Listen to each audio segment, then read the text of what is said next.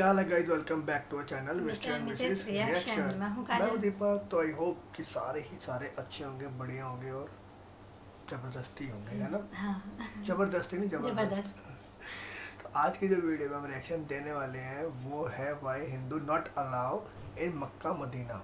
ये मेरे को बाय। भी जानना है, मुझे भी जानना है कि हिंदू मक्का मदीना में क्यों अलाउ नहीं है। तो वीडियो को स्टार्ट करते हैं और जानते हैं। करें आगे आपकी देखते बात हैं में बात पता तो लगेगा क्या क्या हुआ। उसने कुछ सोचा। हिंदू क्यों नहीं जा सकते मक्का मदीना में। दोस्तों, ये खबर आए दिन हमें सुनने को मिलती है कि मक्का मदीना जैसे पवित्र जगह पर भगवान शंकर को कैद करके रखा गया है।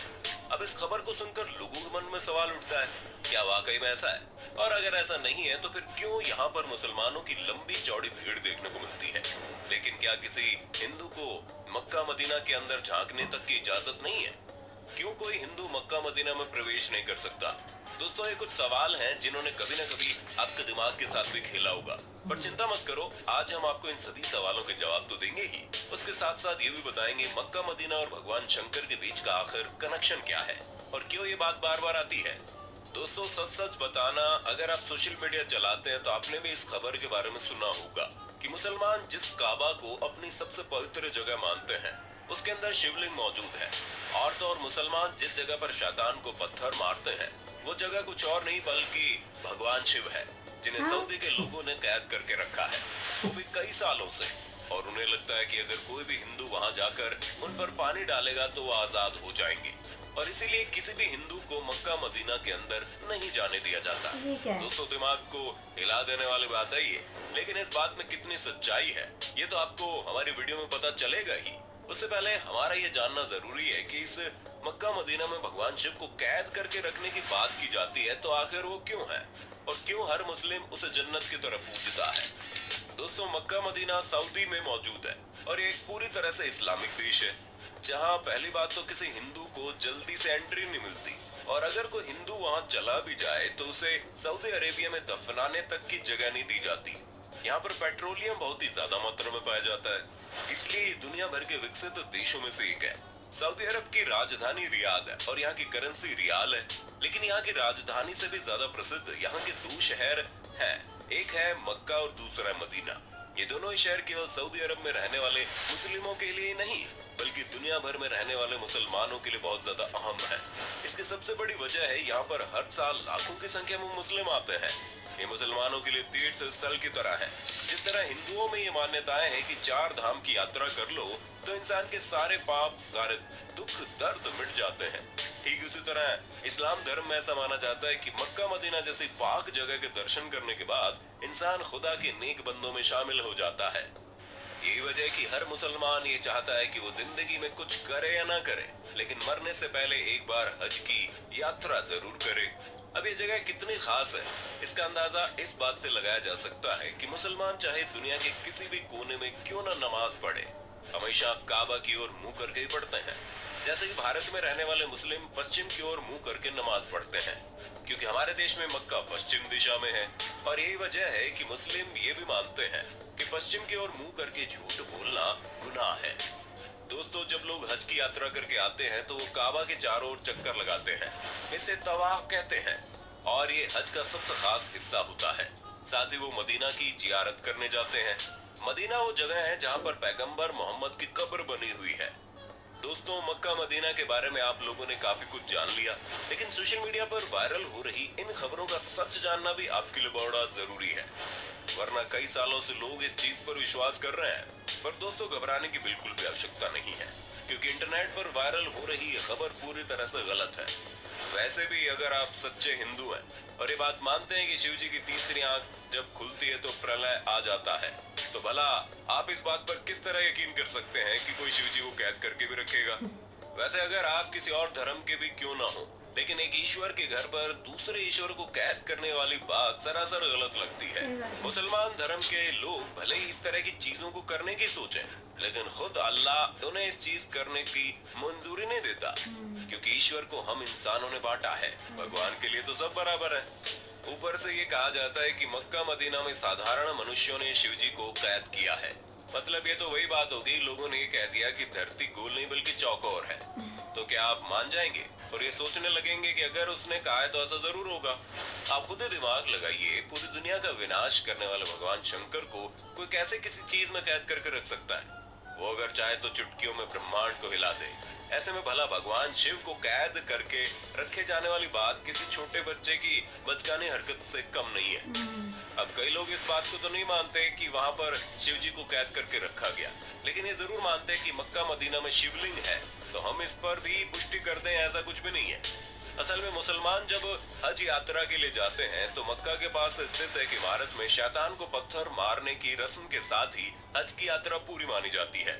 हालांकि शैतान को पत्थर मारने की रस्म पूरे 3 दिन की होती है, लेकिन ईद उल आधा यानी कि बकरीद के पर्व पर इस रस्म की शुरुआत होने के कारण सभी हज यात्री इस मौके पर ही शैतान को पत्थर मारने की रस्म पूरी करने की हसरत रखते हैं। हज की यात्रा पर आए लोग तीसरे दिन यहाँ मौजूद इन 3 बड़े खम्भों को शैतान समझकर इनके ऊपर पत्थर मारते हैं और इस रस्म को करने के साथ ही हज की यात्रा पूरी हो जाती है।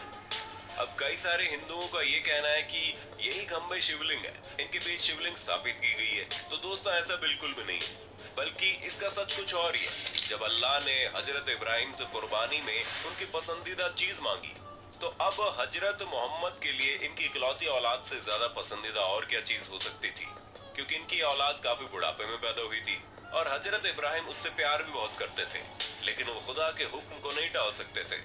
इसलिए हजरत इब्राहिम ने खुदा के लिए अपने बेटे की कुर्बानी देने का फैसला किया। और जब हजरत इब्राहिम अपने बेटे को लेकर कुर्बानी देने जा रहे थे, तभी रास्ते में एक शैतान मिला जिसने हजरत इब्राहिम से कहा था कि वो इस उम्र में अपने बेटे की कुर्बानी क्यों दे रहे हैं। अब तो इनका बेटा होना भी बड़ा मुश्किल है, ऊपर से बेटा इतने सालों बाद बुढ़ापे में पैदा हुआ है, जो बुढ़ापे का सहारा बनेगा।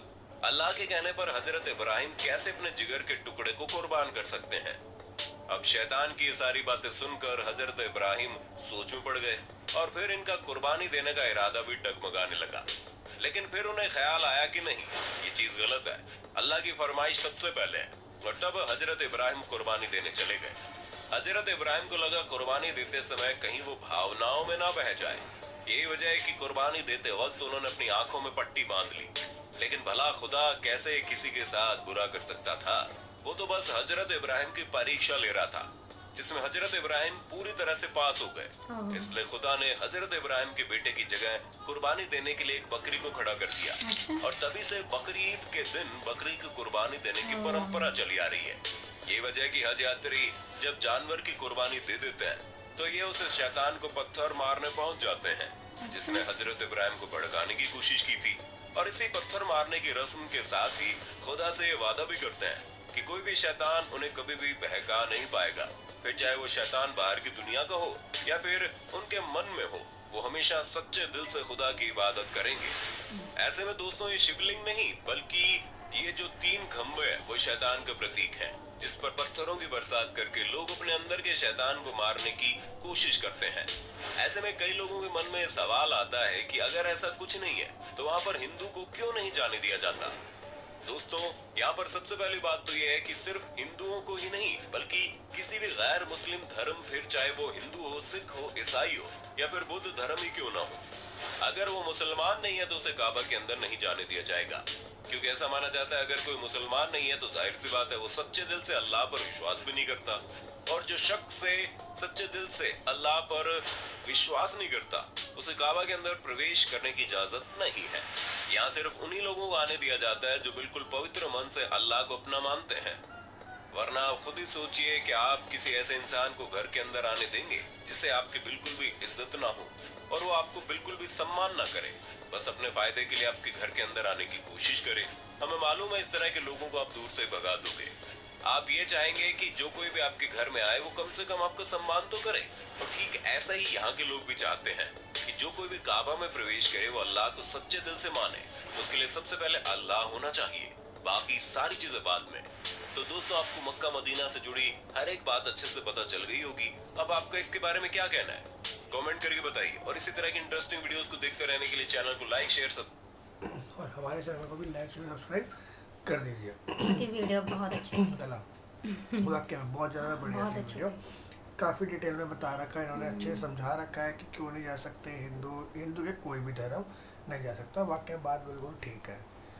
यही है कि अगर तुम किसी की रिस्पेक्ट नहीं कर सकते ना तो वहाँ मत जाओ। हाँ, तो वो सबके लिए ही है। अगर तो बाकी रिस्पेक्ट दिल से है तो फिर जाना चाहिए फिर तो। बाकी आपको वीडियो कैसी लगी, लाइक चैनल सब्सक्राइब करके बताइए, हमें कमेंट करके बताइए, और इंस्टाग्राम पे जाके फॉलो कर लीजिए, वहाँ पर जाके लिंक शेयर कर दो ताकि हम वहाँ से वीडियो निकाल के आपकी वीडियो पे रिएक्शन दे सकें, ठीक है।